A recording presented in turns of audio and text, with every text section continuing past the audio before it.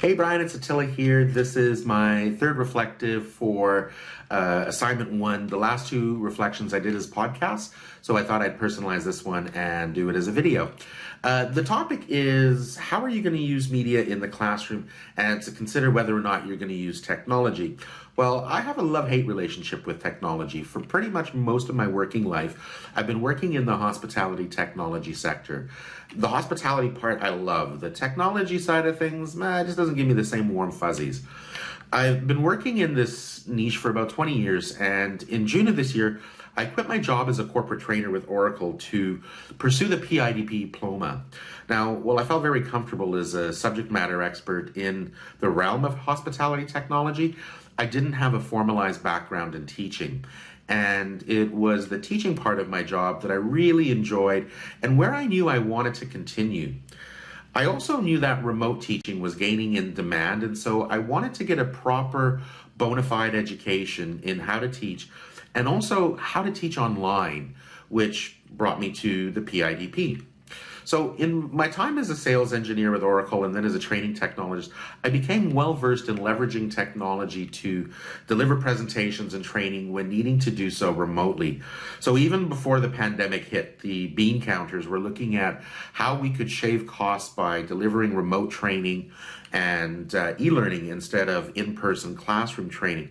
So we tried things like Zoom and WebEx and Microsoft Teams. And you know what? They're all fine platforms for remote training. But I'm going to say honestly, in my opinion, that for me as a student and as an educator, they are not equal to a brick and mortar classroom. To me, there's just this organic quality that's missing. Now, this is broad brushstrokes.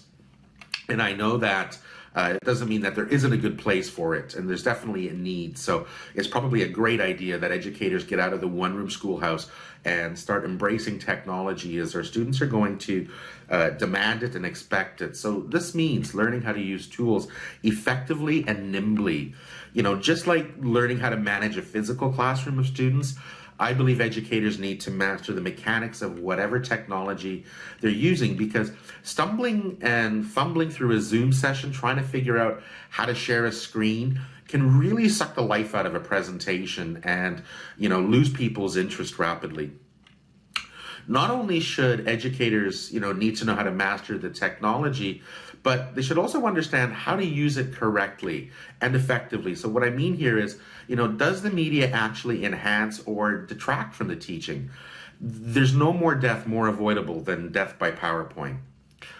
So how am I going to use media in the classroom? Well, I'm a big believer in engagement and active learning. So I think media and technology can play a very complementary role in this regard. Not only are these tools for engaging students, but the technology also allows teachers and educators an opportunity to glean information about the engagement through analytics. And this insight in turn allows us to fine-tune our teaching and to become more effective. Technology by its very nature is continually evolving and maturing.